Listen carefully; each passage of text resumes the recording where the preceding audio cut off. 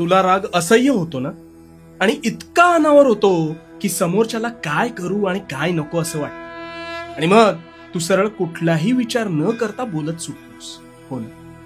पण हा राग म्हणजे तू स्वतःच स्वतःभोवती लावलेली आग आहे, हे तुला ठाऊक आहे का? अरे याने समोरच्याचं नुकसान होत नाही, तर सर्वस्वी तुझं नुकसान होतं. त्यामुळे आता ह्या भडाग्नीवर नियंत्रण कसं प्राप्त करायचं ते सांगतो. शांतपणे. तू रागात असतोस त्यावेळी तू सर्वात अविचारी असतोस, म्हणून तू त्या आवेशात हवं नको ते बोलतोस, आणि बोललेला शब्द हा कधीच परत घेता येत नाही.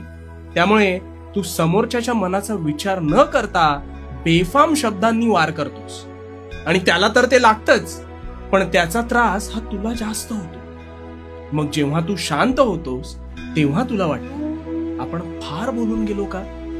हो, फार बोलून गेलास.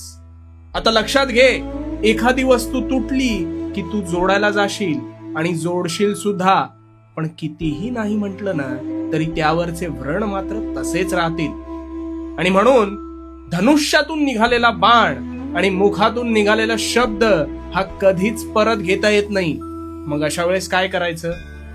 अशा वेळेस काय करायचं तर डोक्यावर बर्फ ठेवायचा.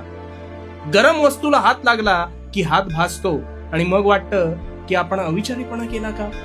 हो, कारण वस्तू थंड झाली असती तर हात भाजला नसता. पण वेळ निघून गेलेली असते आणि हाती जखम जी उमटायची ती उमटलेली असतेच. अगदी तसंच काहीसं रागाचं आहे बघ. राग आला की आधी शांत राहावं, काहीच बोलू नये, दीर्घ श्वास घ्यावे, आणि त्याने राग शांत होण्यास मदत होते. आणि मग समोरच्याला शांतपणे आपले मुद्दे पटवून द्यावे. आता तू प्रामाणिक असशील तर त्यालाच खजील झाल्यासारखं होईल बघ. इथेच तू जिंकतोस. प्रत्येक परिस्थिती शांतपणे हाताळणं हीच तुझी खरी सत्व परीक्षा आहे. आणि लक्षात ठेव, रागामुळे तुझंच मानसिक आणि शारीरिक संतुलन बिघडतं. आणि या कलियुगात राग धरून ठेवू नकोस रे. समोरच्याला माफ करण्यात सुद्धा मोठं काळीज लागतं. गोष्टी सोडून द्यायला शिक.